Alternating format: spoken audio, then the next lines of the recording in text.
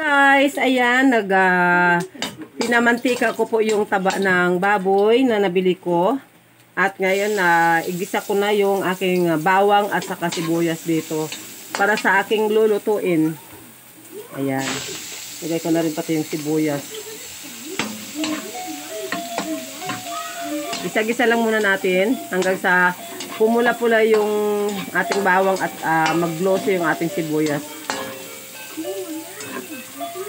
At ngayon nilagay ko na ang aking pork meat. Ayan, ito na natin. Ito gisa.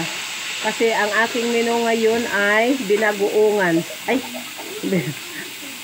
Bicol Express pala.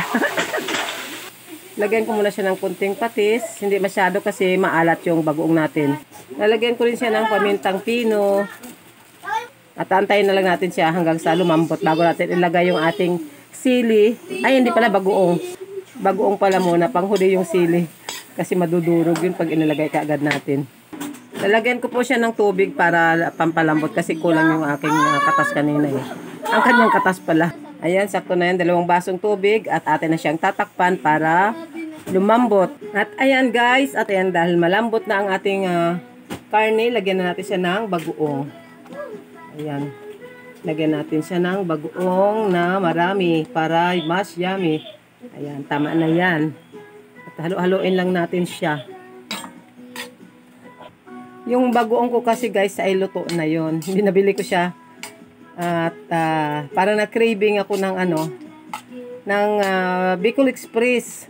Dahil sa mga alam na, sa mga menu ng mga katropa natin dito sa Mitas World. Yung mga nagluluto ng napakasarap talaga. Kaya, ayan. Pwede na yan. Hintay lang muna natin na maano siya. Kumulo ng kumulo para ma-absorb ng karne yung bagoong yung alat. Yung timpla ba. Lagyan natin ng isang pork cube para mas lalong maging yummy. Ayan. At hayaan lang natin siyang maluto ulit. At ilagay ko na yung sili. Para happy. Ayan.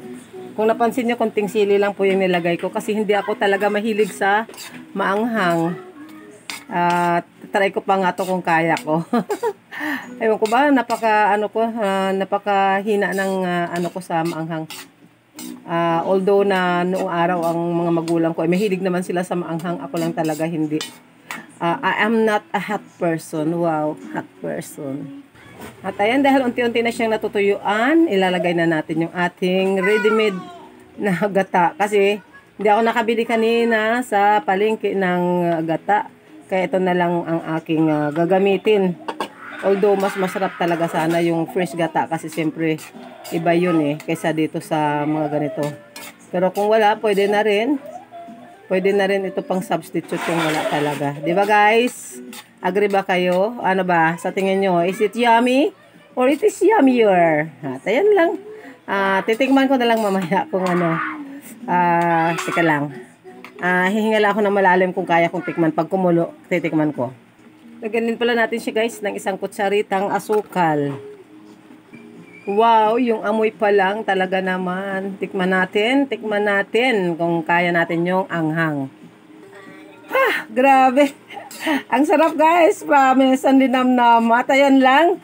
Dahil luto na yung aking binagoongan.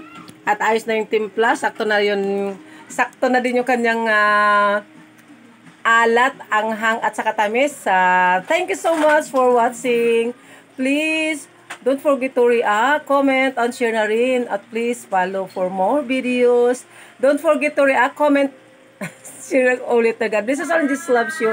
And I love you too. Thank you so much guys for always supporting me sa mga videos ko. Thank you.